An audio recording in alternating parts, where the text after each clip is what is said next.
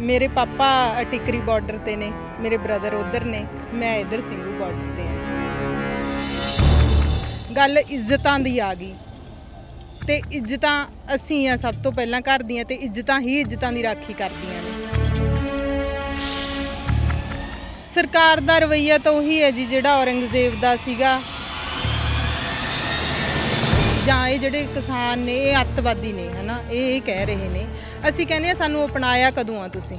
ਸਾਨੂੰ ਅਪਣਾ ਕੇ ਤਾਂ ਦੇਖੋ ਇੱਕ ਵਾਰੀ। ਸਾਡੇ ਦਾਦਿਆਂ ਨੇ 47 ਦੇਖ ਲਈ, ਸਾਡੇ ਬਾਪੂਆਂ ਨੇ 84 ਦੇਖ ਲਈ, ਤੁਸੀਂ ਸਾਨੂੰ 2020 ਦਿਖਾ ਰਹੇ ਹੋ।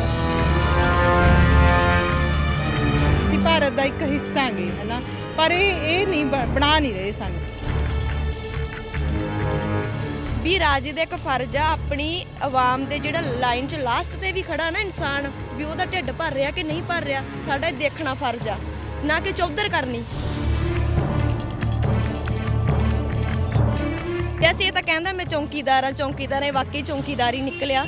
ਦੇਸ਼ ਤਾਂ ਕੋਈ ਹੋਰ ਹੀ ਚਲਾ ਰਹੇ ਨੇ। ਮੈਂ ਕਹਿੰਦੀ ਆ ਡਿਵੈਲਪਮੈਂਟ ਹੋਈ ਆ, ਬੇਰੁਜ਼ਗਾਰੀ ਦੀ ਡਿਵੈਲਪਮੈਂਟ ਹੋਈ ਆ, ਸਾਡੀਆਂ ਕੁਪੋਸ਼ਣ ਦੇ ਸ਼ਿਕਾਰ ਹੋਈਆਂ ਧੀਆਂ ਦੀਆਂ ਕੁੱਖਾਂ ਦੀ ਡਿਵੈਲਪਮੈਂਟ ਹੋਈ ਆ।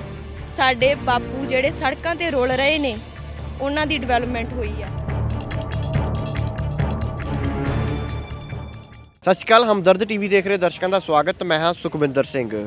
ਕੁੰਡਲੀ ਬਾਰਡਰ ਦੇ ਉੱਤੇ, ਟਿਕਰੀ ਬਾਰਡਰ ਦੇ ਉੱਤੇ ਜਿਹੜਾ ਕਿਸਾਨ ਧਰਨੇ ਦੇ ਰਿਹਾ ਉਹ ਅਨਪੜ੍ਹ ਹੈ। ਕੁਝ ਇੱਦਾਂ ਕਹਿੰਦੇ ਨੇ ਉਹ ਕਿਸਾਨ ਹੈ ਹੀ ਨਹੀਂ, ਕਿਉਂਕਿ ਉਹ ਤਾਂ ਅੰਗਰੇਜ਼ੀ ਬਹੁਤ ਬੋਲਦੇ ਨੇ। ਪਰ ਅੱਜ ਪੰਜਾਬ ਦੀਆਂ ਦੋ ਉਹਨਾਂ ਭੈਣਾਂ ਦੇ ਨਾਲ ਤੁਹਾਡੀ ਮੁਲਾਕਾਤ ਕਰਵਾਉਣ ਜਾ ਰਿਹਾ ਹੈ ਜੋ ਤੁਹਾਡੇ ਸਾਰੇ ਜਿਹੜੇ ਦਿਮਾਗ ਦੇ ਵਿੱਚ ਵਹਿਮ ਭਰਮ ਨੇ ਉਹ ਕੱਢ ਦੇਣਗੀਆਂ। ਦੋਵੇਂ ਭੈਣਾਂ PhD ਨੇ ਔਰ ਅੱਜ ਇਸ ਕਿਸਾਨੀ ਸੰਘਰਸ਼ ਦਾ ਹਿੱਸਾ ਨੇ। ਔਰ ਇਤਫਾਕ ਹੈ ਕਿ ਦੋਨਾਂ ਭੈਣਾਂ ਦਾ ਨਾਮ ਵੀ ਹਰਪ੍ਰੀਤ ਕੌਰ ਹੈ। ਇੱਕ ਭੈਣ PhD ਲਿਟਰੇਚਰ ਤੇ ਦੂਸਰੀ PhD ਪੋਲੀਟੀਕਲ ਸਾਇੰਸ। ਇਹ ਸਵਾਲ ਚੁੱਕਣ ਵਾਲਿਆਂ ਨੂੰ ਸਿੱਧੇ ਤੌਰ ਦੇ ਉੱਤੇ ਇੱਕ ਬਹੁਤ ਸੋਹਣਾ ਤੇ ਬੜਾ ਸੁਚੱਜਾ ਜਵਾਬ ਹੈ ਜਿਹੜੇ ਕਿਸਾਨਾਂ ਨੂੰ ਅਨਪੜ੍ਹ ਕਹਿੰਦੇ ਨੇ। ਲਿਟਰੇਚਰ ਦੀ ਨਜ਼ਰ ਤੋਂ ਇਸ ਕਿਸਾਨੀ ਧਰਨੇ ਨੂੰ ਬਿਆਨ ਕਰਨਾ ਹੋਵੇ ਤਾਂ ਕਿਹਨਾਂ ਸ਼ਬਦਾਂ 'ਚ ਬਿਆਨ ਕਰੋ? ਜਿਹੜਾ ਲਿਟਰੇਚਰ ਹੈ ਨਾ ਉਹ ਹਾਲਾਤ ਪੇਸ਼ ਕਰਦਾ ਹਮੇਸ਼ਾ ਹੀ, ਤੇ ਸਾਡਾ ਲਿਟਰੇਚਰ ਬਦਲੂਗਾ ਇਸ ਚੀਜ਼ ਨਾਲ। ਜਦੋਂ ਵੀ ਮੂਵਮੈਂਟਾਂ ਚੱਲਦੀਆਂ ਨੇ, ਜਦੋਂ ਵੀ ਮੂਵਮੈਂਟਸ ਜਵਾਨ ਹੁੰਦੀਆਂ ਨੇ, ਜਦੋਂ ਵੀ ਕੋਈ ਜਿਹੜੀ ਲਹਿਰ ਬਣਦੀ ਹੈ ਤਾਂ ਲਿਟਰੇਚਰ ਹਮੇਸ਼ਾ ਹੀ ਉਹਨੂੰ ਬੁਲੰਦੀ ਤੇ ਲੈ ਕੇ ਗਿਆ ਗਾ। ਉਹ ਚਾਹੇ ਆਰਟ ਹੁੰਦਾ ਲਿਟਰੇਚਰ ਇੱਕ, ਉਹ ਚਾਹੇ ਤਸਵੀਰਾਂ ਦੇ ਜ਼ਰੀਏ, ਚਾਹੇ ਕਿਸੇ ਵਿਧਾ ਦੇ ਜ਼ਰੀਏ ਆਪਾਂ ਕਹਿ ਸਕਦੇ ਹਾਂ। ਤੇ ਸਾਡੇ ਜਿਹੜੇ ਟੌਪਿਕ ਆ ਉਹ ਚੇਂਜ ਹੁੰਦੇ ਨੇ, ਫਿਰ ਸਾਡੇ ਪੜ੍ਹਨ ਦਾ ਨਜ਼ਰੀਆ ਚੇਂਜ ਹੁੰਦਾ, ਫਿਰ ਸਾਡੇ ਗੱਲਾਂ ਦੇ ਵਿਸ਼ੇ ਬਦਲਦੇ ਨੇ, ਫਿਰ ਸਾਡੇ ਸੁਣਨ ਦੇ ਵਿਸ਼ੇ ਵੀ ਬਦਲਦੇ ਨੇ। ਤੇ ਲਿਟਰੇਚਰ ਮੈਨੂੰ ਲੱਗਦਾ ਇਸ ਚੀਜ਼ ਦਾ ਬਹੁਤ ਵੱਡਾ ਗਵਾਹ ਬਣ ਕੇ ਅੱਗੇ ਸਾਹਮਣੇ ਆਊਗਾ ਇਸ ਚੀਜ਼ ਨੂੰ ਲੈ ਕੇ। ਇਹ ਕਹਿੰਦੇ ਸੀਗੇ ਵੀ ਕਿਸਾਨ ਅਨਪੜ੍ਹ ਨੇ, ਕੁਝ ਇੱਦਾਂ ਕਹਿੰਦੇ ਸੀਗੇ, ਕਹਿੰਦੇ ਕਿਸਾਨ ਹੈ ਹੀ ਨਹੀਂ, ਅੰਗਰੇਜ਼ੀ ਬਹੁਤ ਬੋਲਦੇ ਨੇ। ਤੁਸੀਂ PhD ਕਰ ਰਹੇ ਹੋ ਔਰ ਕਿਸਾਨੀ ਸੰਘਰਸ਼ ਦਾ ਹਿੱਸਾ ਵੀ ਬਣੇ ਹੋ। ਕੌਣ ਕੌਣ ਆਇਆ ਪਰਿਵਾਰ ਦੇ ਵਿੱਚੋਂ? ਮੇਰੇ ਪਾਪਾ ਟਿਕਰੀ ਬਾਰਡਰ ਤੇ ਨੇ, ਮੇਰੇ ਬ੍ਰਦਰ ਉਧਰ ਨੇ, ਮੈਂ ਇਧਰ ਸਿੰਘੂ ਬਾਰਡਰ ਤੇ ਹਾਂ ਜੀ। ਸੋਚ ਕੇ ਕੀ ਆਏ ਹੋ ਇੱਥੇ? ਕੀ ਲੱਗ ਰਿਹਾ ਸੀਗਾ ਵੀ ਜਾਣਾ ਚਾਹੀਦਾ? ਕਿਉਂਕਿ ਬਹੁਤ ਅਜਿਹੇ ਕਾਰਜ ਹੁੰਦੇ ਨੇ ਜਿੱਥੇ ਆਪਾਂ ਕਹਿ ਲੈਂਦੇ ਹਾਂ ਵੀ ਧੀਆਂ ਘਰੇ ਰਹਿਣ, ਅਸੀਂ ਜਾਂਦੇ ਹਾਂ ਅੱਗੇ।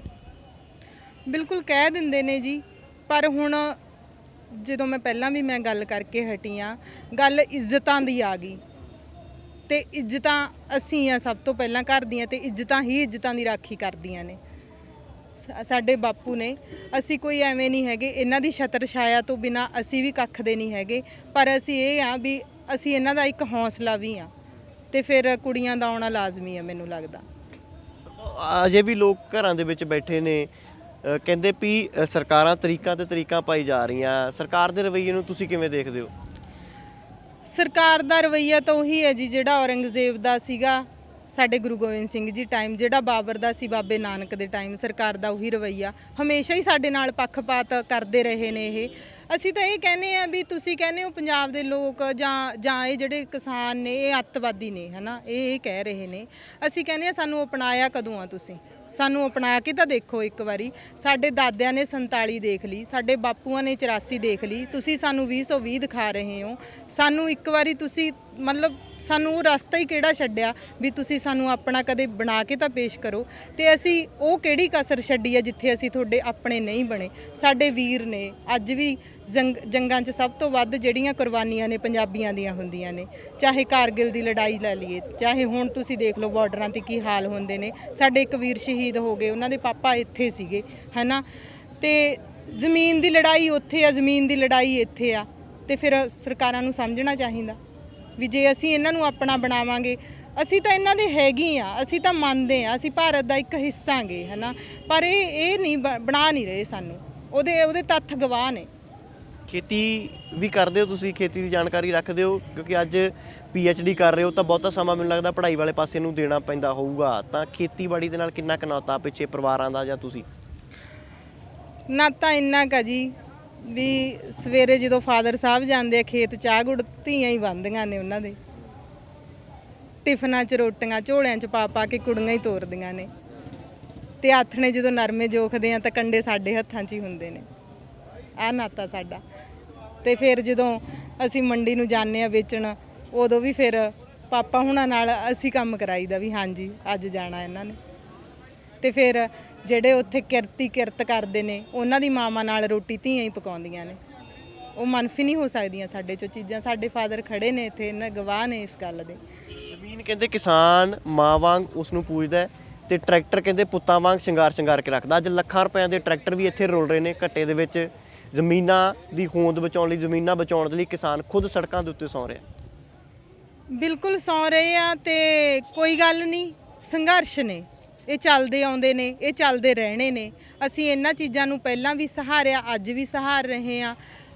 ਟਰੈਕਟਰ ਸਾਡੀ ਵੀ ਜਿੰਦ ਜਾਨ ਨੇ, ਸਾਡੇ ਦਾਦਿਆਂ ਨੇ ਬੜੀਆਂ ਮਿਹਨਤਾਂ ਨਾਲ, ਸਾਡੇ ਪਿਓਾਂ ਨੇ ਕਮਾਏ ਹੋਏ ਨੇ। ਤੇ ਕੋਈ ਗੱਲ ਨਹੀਂ, ਰੋਲ ਨਹੀਂ ਰਹੇ ਸੜਕਾਂ ਤੇ। ਇਹ ਸਿੱਧਾ ਚੈਲੰਜ ਕਰਨ ਆਏ ਆ ਵੀ ਜਾਂ ਤਾਂ ਤੇਰੇ ਕਾਨੂੰਨ ਨਹੀਂ ਤੇ ਜਾਂ ਫਿਰ ਅਸੀਂ ਨਹੀਂ। ਕਿੰਨੇ ਦਿਨ ਦਾ ਪਲਾਨ ਹੈ ਇੱਥੇ ਰਹਿਣ ਦਾ? ਕਿੱਥੇ ਰੁਕਿਓ? ਦਿੱਲੀ ਸਾਡਾ ਖੇਤ ਹੈ ਜੀ, ਅਸੀਂ ਆਉਂਦੇ ਜਾਂਦੇ ਰਵਾਂਗੇ। ਕਿੱਥੇ ਰੁਕੇ ਹੋ ਤੁਸੀਂ? ਕਿੰਨੇ ਕਿ ਦਿਨਾਂ ਤੋਂ ਇਸ ਸੰਘਰਸ਼ ਦੇ ਵਿੱਚ ਹੋ? ਹਾਂਜੀ, ਅਸੀਂ ਇਸ ਸੰਘਰਸ਼ ਦੇ ਵਿੱਚ ਤਾਂ ਉਸ ਦਿਨ ਤੋਂ ਹੀ ਸੀਗੇ ਜਿਸ ਦਿਨ ਤੋਂ ਸਾਡੇ ਦਾਦੇ ਜਾਂ ਸਾਡੇ ਪੰਜਾਬ ਦੇ ਵਿੱਚ ਸਾਡੇ ਦਾਦੇ, ਸਾਡੇ ਪਿਓ ਇੱਥੇ ਇਸ ਮੋਰਚਿਆਂ ਦੇ ਵਿੱਚ ਆ ਗਏ ਸੀ। ਅਸੀਂ ਉਸ ਦਿਨ ਤੋਂ ਹੀ ਸੰਘਰਸ਼ ਦੇ ਵਿੱਚ ਸੀ। ਪਰ ਐਜ਼ ਅ ਸਟੂਡੈਂਟ ਮੈਂ ਪੋਲੀਟੀਕਲ ਸਾਇੰਸ ਦੀ ਸਟੂਡੈਂਟ ਹਾਂ ਪੰਜਾਬੀ ਯੂਨੀਵਰਸਿਟੀ ਪਟਿਆਲਾ 'ਚ। ਬਟ ਅਸੀਂ ਪਿਛਲੇ ਹਫਤੇ ਤੋਂ ਆ ਗਏ, ਕਦੇ ਉੱਠ ਗਏ, ਬਟ ਇੱਥੇ ਹੈ ਲਗਾਤਾਰਤਾ ਹੈਗੀ, ਇੱਥੇ ਬਣੀ ਆ। ਹੁਣ ਵੀ ਆਏ ਆ, ਆਉਣ ਦਾ ਪਲਾਨ ਸੀ, ਜਾਣ ਦਾ ਕੋਈ ਪਲਾਨ ਨਹੀਂ, ਪਤਾ ਨਹੀਂ ਕਦੋਂ ਜਾਵਾਂਗੇ, ਇਹ ਕੋਈ ਪਲਾਨ ਨਹੀਂ। ਤੁਸੀਂ ਪੁੱਛਿਆ ਰਹਿੰਦੇ ਕਿੱਥੇ ਹੋ? ਰਹਿੰਦੇ ਸੜਕਾਂ ਤੇ ਆ। ਇਹ ਤਾਂ ਸਿਸਟਮ ਨੂੰ ਇੱਕ ਚੈਲੰਜ ਆ, ਇਹ ਸਿਸਟਮ ਨੂੰ ਇੱਕ ਸਵਾਲ ਆ ਕਿ ਉਹਦੀ ਦੇਸ਼ ਦੀ ਆਵਾਮ, ਅਸੀਂ ਪਾਰਟੀ ਆ, ਅਸੀਂ ਪੰਜਾਬ ਨੂੰ ਇਹ ਐਂ ਦੇਖਦੇ ਨੇ ਜਿਵੇਂ ਕਿ ਵੀ ਅਸੀਂ ਇਹ ਪਾਰਟ ਹੀ ਨਹੀਂ ਹੁੰਦੇ ਇੰਡੀਆ ਦਾ। ਅਸੀਂ ਵੀ ਇੰਡੀਆ ਦਾ ਪਾਰਟ ਆ। ਅਸੀਂ ਉਹਦੀ ਆਵਾਮ ਸੜਕਾਂ ਤੇ ਰੁਲ ਰਹੀ ਆ। ਉਹ ਦੇਸ਼ ਦਾ ਰਾਜਾ, ਰਾਈਟ? ਰਾਜੇ ਦਾ ਫਰਜ਼ ਕੀ ਹੁੰਦਾ? ਜੇ ਆਪਾਂ ਚਾਣਕਿਆ ਨੀਤੀ, ਜੇ ਆਪਾਂ ਬੁੱਕਸ ਨਾਲ ਜੇ ਆਪਾਂ ਜੁੜੇ ਹੋਏ ਆ ਨਾ, ਆਪਾਂ ਚੀਜ਼ਾਂ ਪੜ੍ਹਦੇ ਆ। ਚਾਣਕਿਆ ਨੀਤੀ ਕੀ ਆ? ਵੀ ਰਾਜੇ ਦਾ ਇੱਕ ਫਰਜ਼ ਆ ਆਪਣੀ ਆਵਾਮ ਦੇ ਜਿਹੜਾ ਲਾਈਨ 'ਚ ਲਾਸਟ ਤੇ ਵੀ ਖੜਾ ਨਾ ਇਨਸਾਨ, ਵੀ ਉਹਦਾ ਢਿੱਡ ਭਰ ਰਿਹਾ ਕਿ ਨਹੀਂ ਭਰ ਰਿਹਾ, ਸਾਡਾ ਦੇਖਣਾ ਫਰਜ਼ ਆ, ਨਾ ਕਿ ਚੌਧਰ ਕਰਨੀ। ਚੌਧਰ ਕਰਨ ਦੇ ਲੋਕਾਂ ਦੀ ਹੁੰਦੀ ਆ ਚੌਧਰ, ਤੇ ਰਾਜੇ ਦਾ ਕੰਮ ਹੁੰਦਾ ਸੇਵਕ ਬਣਨਾ। ਵੈਸੇ ਇਹ ਤਾਂ ਕਹਿੰਦਾ ਮੈਂ ਚੌਂਕੀਦਾਰ ਆ, ਚੌਂਕੀਦਾਰ ਇਹ ਵਾਕਈ ਚੌਂਕੀਦਾਰ ਹੀ ਨਿਕਲਿਆ, ਦੇਸ਼ ਤਾਂ ਕੋਈ ਹੋਰ ਹੀ ਚਲਾ ਰਹੇ ਨੇ। ਤੇ ਅਸੀਂ ਸੜਕਾਂ ਤੇ ਰੋਲ ਰਹੇ ਹਾਂ। ਦੇਖੋ ਅਸੀਂ ਇਦੋਂ ਪਹਿਲਾਂ ਕਿਹੜੇ ਸੰਘਰਸ਼ਾਂ 'ਚ ਗਈਆਂ, ਇੰਨਾ ਮਜਬੂਰ। ਕਿੰਨੇ ਸਾਲ ਹੋ ਗਏ ਸਾਨੂੰ ਆਜ਼ਾਦੀ ਮਿਲੀ ਨੂੰ, ਸਾਨੂੰ ਫਰੀडम, ਪਰ ਅਸੀਂ ਉੱਥੇ ਦੀ ਉੱਥੇ ਹੀ ਆ। ਸਾਡੀ ਬੇਸਿਕ ਨੈਸੈਸਿਟੀਜ਼ ਕੀ ਨੇ? ਖਾਣ ਪੀਣ, ਛੱਤ, ਇਹੀ ਨੇ ਸਾਡੇ ਕੋਲ। ਇੰਨੇ ਸਾਲਾਂ ਦੇ ਬਾਵਜੂਦ ਵੀ ਸਾਡੇ ਕੋਲ ਸਾਡੀਆਂ ਬੇਸਿਕ ਨੈਸੈਸਿਟੀਜ਼ ਹੀ ਹੈ ਨਹੀਂ ਗੀਆਂ। ਇਦੋਂ ਮਾੜੀ ਲੋਕਤੰਤਰ ਦੀ ਗੰਦੀ ਜੂਨ ਕਿਹੜੀ ਹੋ ਸਕਦੀ ਆ? ਅਸੀਂ ਵੀ ਉਹਨਾਂ ਸਮਿਆਂ 'ਚ ਰਹਿ ਰਹੇ ਹਾਂ, ਸਾਡੇ ਪਿਓ ਵੀ ਉਹਨਾਂ ਸਮਿਆਂ 'ਚ ਰਹਿ ਰਹੇ ਸੀ, ਸਾਡੇ ਦਾਦੇ ਵੀ ਉਹ ਹਾਲਾਤਾਂ 'ਚ ਰਹੇ ਨੇ। ਚੇਂਜ ਕੀ ਆਇਆ? ਇਹ ਕਹਿੰਦੇ ਨੇ ਵਿਕਾਸ ਕੀਤਾ, ਅਸੀਂ ਡਿਵੈਲਪਮੈਂਟ ਕੀਤੀ, ਕੋਈ ਵੀ ਗਵਰਨਮੈਂਟ ਆਉਂਦੀ ਆ, ਬਟ ਡਿਵੈਲਪਮੈਂਟ ਨੂੰ ਇਹ ਕਿਸ ਨਜ਼ਰੀਏ ਨਾਲ ਦੇਖਦੇ ਨੇ? ਜੇ ਇੱਕ ਵਾਰੀ ਸਾਡੇ ਨਜ਼ਰੀਏ ਨਾਲ ਦੇਖਣ ਕਿ ਡਿਵੈਲਪਮੈਂਟ ਕਿਵੇਂ ਹੋਈ ਆ।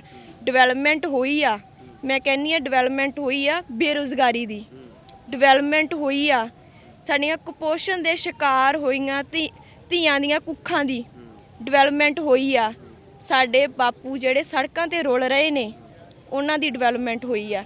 ਇਹ ਜਿੰਨੇ ਵੀ ਮੈਂ ਕਹਿ ਸਕਦੀ ਡਿਵੈਲਪਮੈਂਟ ਹੋਈ ਆ, ਗਰੀਬੀ ਦੀ ਡਿਵੈਲਪਮੈਂਟ ਹੋਈ ਆ। ਪਰ ਇਹ ਸਾਡੀ ਨਜ਼ਰ ਤੋਂ ਦੇਖਣ ਨਾ ਕਿ ਡਿਵੈਲਪਮੈਂਟ ਕਿਵੇਂ ਹੋਈ ਹੈ, ਇਹਨਾਂ ਨੂੰ ਅਸੀਂ ਦੱਸੀਏ ਕਿ ਡਿਵੈਲਪਮੈਂਟ ਕਿਵੇਂ ਹੋਈ ਆ।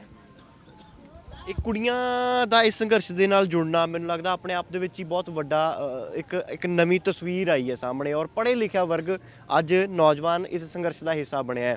ਕੁੜੀਆਂ ਨੂੰ ਬਹੁਤ ਸੀਮਤ ਦਾਇਰੇ ਦੇ ਵਿੱਚ ਰੱਖਿਆ ਜਾਂਦਾ ਹੈ। ਤੁਸੀਂ ਪੜ੍ਹ ਵੀ ਰਹੇ ਹੋ, ਪਰਿਵਾਰਾਂ ਤੋਂ ਇੱਕ ਮੈਨੂੰ ਲੱਗਦਾ ਵੀ ਜਦੋਂ ਘਰ ਤੋਂ ਕੁੜੀ ਬਾਹਰ ਜਾਂਦੀ ਹੈ ਤਾਂ ਸ਼ਾਮ ਨੂੰ ਫੋਨ ਖੜਕਣੇ ਸ਼ੁਰੂ ਹੋ ਜਾਂਦੇ ਵੀ ਪੁੱਤ ਤੂੰ ਅੱਧਾ ਘੰਟਾ ਲੇਟ ਹੋ ਗਈ ਹੈ। ਪਰ ਜਿੱਥੇ ਇੱਥੇ ਸੰਘਰਸ਼ ਚੱਲ ਰਿਹਾ ਹੈ, ਇੱਥੇ ਸੜਕਾਂ ਤੇ ਸੌ ਰਹੇ, ਤੁਸੀਂ ਕਿਹਾ ਪਰਿਵਾਰਾਂ ਦਾ ਪਿੱਛੇ ਕਿੱਦਾਂ ਦਾ ਨਜ਼ਰੀਆ ਔਰ ਤੁਸੀਂ ਕਿੱਦਾਂ ਇਸ ਚੀਜ਼ ਨੂੰ ਦੇਖ ਰਹੇ ਹੋ? ਪਹਿਲੀ ਗੱਲ ਤਾਂ ਪਰਿਵਾਰ ਇੱਥੇ ਹੀ ਨੇ, ਉਹ ਵੀ ਇੱਥੇ ਹੀ ਆਏ ਹੋਏ ਨੇ, ਸਾਡੇ ਨਾਲ ਹੀ ਨੇ। ਬਟ ਮੈਂ ਕਹਿੰਦੀ ਹਾਂ ਜੇ ਮਾਵਾਂ ਘਰ ਨੇ, ਜੇ ਮੇਰੇ ਪਿਓ ਦਾਦੇ ਇੱਥੇ ਨੇ, ਭਰਾ ਇੱਥੇ ਨੇ, ਉਹ ਔਰਤਾਂ ਨੇ ਨਾ ਦੋ ਦੋ ਮੋਰਚੇ ਸਾਂਭੇ ਹੋਏ ਨੇ। ਉਹਨਾਂ ਨੇ ਦਿੱਲੀ ਵੀ ਸਾਂਭੀ ਹੋਈ, ਉਹਨਾਂ ਨੇ ਪਿੱਛੇ ਪੰਜਾਬ ਵੀ ਸਾਂਭਿਆ ਹੋਇਆ, ਕਿਉਂਕਿ ਉਹਨਾਂ ਦੀ ਹੱਲਾਸ਼ੇਰੀ ਨਾਲ ਹੀ ਇੱਥੇ ਬੇਫਿਕਰ ਹੋ ਕੇ ਸਿਸਟਮ ਨੂੰ ਚੈਲੰਜ ਕਰ ਰਹੇ ਨੇ ਸਾਡੇ ਪਿਓ ਦਾਦੇ। ਸਾਡੀਆਂ ਮਾਵਾਂ ਦਾ ਜਿਹੜਾ ਰੋਲ ਰਿਹਾ ਨਾ ਇਸ ਮੋਰਚੇ ਨੂੰ ਲੈ ਕੇ, ਚਾਹੇ ਉਹ ਘਰ ਬੈਠੀਆਂ ਨੇ, ਉੱਥੇ ਉਹ ਪੰਜਾਬ ਸਾਂਭ ਰਹੀਆਂ ਨੇ, ਉੱਥੇ ਉਹ ਖੇਤ ਸਾਂਭ ਰਹੀਆਂ ਨੇ, ਉੱਥੇ ਸਾਡੇ ਪਸ਼ੂ ਡੰਗਰ ਘਰ-ਬਾਰ ਸਭ ਕੁਝ ਸਾਂਭ ਰਹੀਆਂ ਨੇ। ਮੈਂ ਕਹਿੰਦੀ ਹਾਂ ਵੀ ਜਿਨ੍ਹਾਂ ਨੂੰ ਸ਼ੱਕ ਆ ਕਿ ਆਪਾਂ ਕੁੜੀਆਂ ਨੂੰ ਕਹਦੇ ਨੇ ਵੀ ਚਿੜੀਆਂ ਦੇ ਚੰਬੇ ਨੇ, ਹਨਾ, ਮੈਂ ਕਹਿੰਦੀ ਜਿਨ੍ਹਾਂ ਨੂੰ ਸ਼ੱਕ ਆ ਕਿ ਚਿੜੀਆਂ ਦਾ ਚੰਬਾ ਉੱਡ ਕੇ ਸਿਰਫ ਘਰ ਦੀ ਡੇਕ ਜੋਗੀ ਨੇ, ਜਾਂ ਚਿੜੀਆਂ ਦੇ ਚੰਬੇ ਆਪਣੇ ਸੁਪਨਿਆਂ ਨੂੰ ਲੁਕੋ ਕੇ ਰੱਖਣ ਲਈ ਬਸ ਕਰੋਸ਼ੀਆ ਹੀ ਬੁਣ ਸਕਦੇ ਨੇ। ਹੁਣ ਚਿੜੀਆਂ ਦੇ ਚੰਬੇ ਨੂੰ ਲਾਲ ਕਿਲੇ ਤੇ ਮੰਡਰਾਉਂਦਾ ਦੇਖ ਕੇ ਕਈਆਂ ਦੀਆਂ ਅੱਖਾਂ 'ਚ ਮੋਤੀਆ ਉਤਰਨਾ ਲਾਜ਼ਮੀ ਆ। ਇਹ ਸਿਸਟਮ ਦਾ ਇਹ ਬਦਲਾਅ ਆ, ਇਹ ਚੇਂਜ ਆਇਆ। ਨਵਾਂ ਪੰਜਾਬ ਇੱਕ ਸਿਰਜਿਆ ਜਾਊਗਾ। ਜਿਵੇਂ ਤਸਵੀਰਾਂ ਇੱਥੇ ਆਪਾਂ ਦੇਖਦੇ ਹਾਂ, ਹਰਿਆਣੇ ਵਾਲਾ ਵੀਰ ਪੰਜਾਬ ਦੇ ਇੱਕ ਕਿਸਾਨ ਬਜ਼ੁਰਗ ਦੇ ਮੂੰਹ 'ਚ ਰੋਟੀ ਪਾਉਂਦਾ ਹੈ। ਜੇ ਮੁਸਲਿਮ ਭਾਈ ਹੈ ਤਾਂ ਉਹ ਵੀ ਲੰਗਰ ਛਕਾ ਰਿਹਾ, ਲੰਗਰ ਦੀ ਸੇਵਾ ਕਰ ਰਿਹਾ। ਕੋਈ ਨਵਾਂ ਪੰਜਾਬ ਸਿਰਜੇਗਾ, ਹੁਣ ਕੁਝ ਬਦਲਾਅ ਆਏਗਾ ਇਸ ਸੰਘਰਸ਼ ਨਾਲ? ਮੈਂ ਕਹਿੰਦੀ ਹਾਂ ਵੀ ਨਵਾਂ ਪੰਜਾਬ ਨਾ ਆਪਾਂ ਕਹੀਏ, ਪੰਜਾਬ ਆਪਣੇ ਬੇਸ ਵੱਲ ਮੁੜੂਗਾ, ਆਧਾਰ ਵੱਲ ਮੁੜੂਗਾ। ਪੰਜਾਬ ਤਾਂ ਬਹੁਤ ਮਤਲਬ ਮੈਂ ਕਹਿੰਦੀ ਹਾਂ ਸਾਡੇ 'ਚ ਭਾਈਚਾਰਕ ਸਾਂਝ ਪਹਿਲਾਂ ਵੀ ਸੀਗੀ, ਹਨਾ। ਸਾਡਾ ਤਾਂ ਫਲਸਫਾ ਹੀ ਇਹ ਕਹਿੰਦਾ ਮਾਨਸ ਕੀ ਜਾਤ ਸਵੇ ਏਕ ਪਹਿਚਾਨ ਵੋ, ਹਨਾ। ਪੰਜਾਬ ਨਵਾਂ ਸਿਰਜਿਆ ਜਾਊਗਾ। ਉਹ ਅਲੱਗ ਸਮੀਕਰਨਾਂ ਦੀ ਜੇ ਆਪਾਂ ਗੱਲ ਕਰੀਏ, ਚਲੋ ਆਪਾਂ ਰਾਜਨੀਤਿਕ ਪੱਖ ਤੋਂ ਦੇਖ ਲਈਏ, ਹਨਾ, ਆਰਥਿਕ ਵਰਤਾਰੇ ਦੇਖ ਲਈਏ, ਸਮਾਜਿਕ ਵਰਤਾਰੇ, ਬਹੁਤ ਕੁਛ ਆ ਪੰਜਾਬ ਦੇ ਬੇਸ 'ਚ। ਉਹ ਚੀਜ਼ਾਂ ਨੇ ਸਾਨੂੰ ਤਾਂ ਅੱਜ ਤੋਂ ਕਿੰਨੇ ਸੌ ਸਾਲ ਪਹਿਲਾਂ, ਕਿੰਨੀਆਂ ਸਦੀਆਂ ਪਹਿਲਾਂ ਸਾਡੇ ਗੁਰੂਆਂ ਨੇ ਇਹ ਗੱਲਾਂ ਸਮਝਾਈਆਂ ਹੋਈਆਂ ਨੇ, ਤੇ ਮੈਨੂੰ ਲੱਗਦਾ ਪੰਜਾਬ ਅੱਜ ਉਹਨਾਂ ਵੱਲ ਮੁੜੂਗਾ। ਕੰਗਣਾ ਰਣੌਤ ਤਾਂ ਬੜਾ ਜਵਾਬ ਲਗਾਤਾਰ ਦੇ ਰਹੀ ਹੈ ਵੀ ਇਹ ਤਾਂ ਸਾਰੇ ਅੱਤਵਾਦੀ ਤੱਕ ਵੀ ਸਾਡੇ ਕਿਸਾਨਾਂ ਭਰਾਵਾਂ ਨੂੰ ਕਹਿ ਦਿੱਤਾ ਗਿਆ। ਜਿਹੜੀਆਂ ਬਜ਼ੁਰਗ ਮਾਤਾਵਾਂ ਇੱਥੇ 90-90 ਸਾਲ ਦੀਆਂ ਵਿਚਾਰੀਆਂ ਤੁਰ ਕੇ ਪੈਦਲ ਚੱਲ ਕੇ 8-10 ਕਿਲੋਮੀਟਰ ਤੁਰਦੀਆਂ ਨੇ, ਉੱਥੇ ਜਿੱਥੇ ਧਰਨਾ ਚੱਲਦਾ ਉੱਥੇ ਜਾ ਕੇ ਬਹਿੰਦੀਆਂ ਨੇ, ਕਹਿੰਦੀਆਂ 100-100 ਰੁਪਏ ਦਿਹਾੜੀ ਵਾਲੀਆਂ ਨੇ। ਅਜਿਹੇ ਕਿਰਦਾਰ ਜਿਹੜੇ ਬੀਬੀਆਂ ਦੇ, ਜਿਨ੍ਹਾਂ ਨੂੰ ਇੱਕ ਆਡੀਅנס ਨੇ ਹੀ ਇੰਨੀ ਉੱਪਰ ਤੱਕ ਪਹੁੰਚਾਇਆ ਹੁੰਦਾ ਹੈ, ਉਹੀ ਅੱਜ ਆਪਣੀ ਆਡੀਅנס ਦੇ ਲਈ ਇਦਾਂ ਦੇ ਸ਼ਬਦ ਵਰਤਣ। ਕਿਵੇਂ ਦੇਖਦੇ ਹੋ ਤੁਸੀਂ ਇਸ? ਪਹਿਲੀ ਗੱਲ ਤਾਂ ਮੈਂ ਵੀਰ ਜੀ ਤੁਹਾਨੂੰ ਕਹੂੰਗੀ ਵੀ ਕੰਗਣਾ ਦਾ ਨਾ ਬਹੁਤ ਹੋ ਗਈ ਪਬਲਿਸਿਟੀ ਉਹਦੀ। ਆਪਾਂ ਉਹਨੂੰ ਕ੍ਰਿਟਿਸਿਜ਼ਮ ਕਰ ਕਰਕੇ ਉਹਦੀ ਪਬਲਿਸਿਟੀ ਕਰਤੀ। ਉਹਦੀ ਗਿਰੀ ਹੋਈ ਜਿਹੜੀ ਜ਼ਮੀਰ ਹੈ ਨਾ, ਮਰੀ ਹੋਈ ਜ਼ਮੀਰ ਹੈ, ਤੇ ਮੈਨੂੰ ਲੱਗਦਾ ਗੈਰਤ ਵਾਲੇ ਲੋਕਾਂ ਤੋਂ ਮਰੀਆਂ ਹੋਈਆਂ ਜ਼ਮੀਰਾਂ ਵਾਲਿਆਂ ਬਾਰੇ ਕੁਐਸਚਨ ਹੀ ਨਹੀਂ ਕਰੀਦਾ ਹੁੰਦਾ, ਪੁੱਛਿਆ ਹੀ ਨਾ ਕਰੋ। ਉਹਨਾਂ ਲੋਕਾਂ ਨੂੰ ਜਵਾਬ ਸਾਡੇ ਇਹ ਕਿਰਦਾਰ ਦੇ ਰਹੇ ਨੇ ਬੈਠੇ। ਇਹੀ ਸਿਸਟਮ ਦੇ ਮੂੰਹ ਤੇ ਇਹੋ ਜਿਹੇ ਲੋਕਾਂ ਦੇ ਮੂੰਹ ਤੇ ਬਹੁਤ ਵੱਡੀ ਚਪੇੜ ਆ। ਬਹੁਤ ਲੋਕ ਕਹਿੰਦੇ ਨੇ ਵੀ ਕੰਗਣਾ ਨੂੰ ਅਸੀਂ ਮਿਲਣਾ, ਪਰ ਅਸੀਂ ਕਹਿੰਦੇ ਆ ਵੀ ਅਸੀਂ ਇਹੋ ਜਿਹੀ ਨੂੰ ਮੱਥੇ ਵੀ ਨਹੀਂ ਲਾਉਂਦੇ। ਉਹ ਸਾਡੇ ਨੇੜੇ ਤੇੜੇ ਵੀ ਨਹੀਂ। ਉਹ ਸਾਡੀਆਂ ਮਾਵਾਂ ਨੂੰ ਅਸੀਂ ਸਿਜਦਾ ਕਰਦੇ ਆ। ਸਾਡੀ ਮਾਤਾ ਗੁਜਰ ਇਹਨਾਂ ਦਿਨਾਂ 'ਚ, ਗੁਜਰ ਕੌਰ ਸਾਡੇ, ਹਨਾ, ਕਿੱਥੇ ਸ਼ਹੀਦੀਆਂ ਦਿੱਤੀਆਂ ਨੇ, ਤੇ ਕਿੱਥੇ ਸਾਡੀਆਂ ਮਾਤਾ ਸਾਹਿਬ ਕੌਰ ਵਰਗੇ, ਤੇ ਕਿੱਥੇ ਸਾਡੇ ਉਹ ਕਿਰਦਾਰ। ਤੇ ਉੱਥੇ ਜੇ ਅਸੀਂ ਕੰਗਣਾ ਜਾਂ ਇੱਕੀ ਦੁੱਕੀ ਦੀ ਗੱਲ ਕਰਾਂਗੇ ਤਾਂ ਮੈਨੂੰ ਲੱਗਦਾ ਵੀ ਸਾਡੇ ਕਿਰਦਾਰ ਫਿਰ। ਸਵਾਲ ਮੈਂ ਤਾਂ ਕੀਤਾ ਸੀ ਵੀ ਸ਼ਾਇਦ ਕਿਤੇ ਉਹਦੇ ਮਨ ਦੇ ਵਿੱਚ ਇਦਾਂ ਦਾ ਹੋਵੇ ਨਾ ਵੀ 1-2 ਦਿਨ ਚਰਚਾ ਹੋਈ ਹੈ ਤਾਂ ਬੀਬੀਆਂ ਆਉਣੀਆਂ ਹਟ ਗਈਆਂ ਮੇਰੀ ਗੱਲ ਨਾਲ, ਇੱਥੇ ਸਾਡੀਆਂ ਭੈਣਾਂ ਵੀ ਆਉਣੀਆਂ ਸ਼ੁਰੂ ਹੋ ਗਈਆਂ। ਨਹੀਂ ਕੰਗਣਾ ਨੂੰ ਤਾਂ ਮੈਂ ਇਹੀ ਕਹੂੰਗੀ ਵੀ ਤੂੰ ਆਪਣੀ ਔਕਾਤ ਦਿਖਾਈ ਆ, ਤੇ ਸਾਡੀ ਮਤਲਬ ਗੈਰਤ ਬਹੁਤ ਵੱਡੀ ਆ। ਅਸੀਂ ਤੇਰੇ ਬਾਰੇ ਕੁਝ ਨਹੀਂ ਕਹਿਣਾ। ਧੰਨਵਾਦ ਕਰਨ ਲਈ ਬਹੁਤ-ਬਹੁਤ ਧੰਨਵਾਦ। ਸੋ ਇਹ ਉਹ ਪੰਜਾਬ ਦੀਆਂ 2 ਧੀਆਂ ਨੇ ਜੋ PhD ਕਰ ਰਹੀਆਂ ਨੇ। ਅਨਪੜ੍ਹ ਕਹਿੰਦੇ ਨੇ ਪੰਜਾਬੀਆਂ ਨੂੰ, ਅਨਪੜ੍ਹ ਕਹਿੰਦੇ ਨੇ ਕਿਸਾਨਾਂ ਨੂੰ, ਤੇ ਇਹ ਸਿੱਧੇ ਤੌਰ ਦੇ ਉੱਤੇ ਸਿੱਧਾ ਜਵਾਬ ਹੈ ਵੀ ਅਸੀਂ ਅਨਪੜ੍ਹ ਨਹੀਂ ਹਾਂ, ਅਸੀਂ ਪੜ੍ਹੇ ਲਿਖੇ ਹਾਂ, ਪੜ੍ਹਨਾ ਜਾਣਦੇ ਵੀ ਹਾਂ ਤੇ ਪੜ੍ਹਾਉਣਾ ਜਾਣਦੇ ਵੀ ਹਾਂ। ਕਾਨੂੰਨ ਰੱਦ ਕਰਵਾ ਕੇ ਹੀ ਪੰਜਾਬ ਵਾਪਸ ਜਾਵਾਂਗੇ। ਅਜਿਹਾ ਹੀ ਇੱਕ ਸੋਚ ਲੈ ਕੇ ਇਹ 2 ਭੈਣਾਂ ਅੱਜ ਇਸ ਸੰਘਰਸ਼ ਦਾ ਹਿੱਸਾ ਬਣਨ ਦੇ ਲਈ ਪਿਛਲੇ ਕਈ ਦਿਨਾਂ ਤੋਂ ਸੰਘਰਸ਼ ਦੇ ਵਿੱਚ ਆਪਣਾ ਯੋਗਦਾਨ ਪਾ ਰਹੀਆਂ ਨੇ। ਕੈਮਰਾਮੈਨ ਵਰਿੰਦਰ ਮਹਿਰਾ ਦੇ ਨਾਲ ਸੁਖਵਿੰਦਰ ਸਿੰਘ, ਹਮਦਰਦ TV, ਕੁੰਡਲੀ ਬਾਰਡਰ, ਦਿੱਲੀ।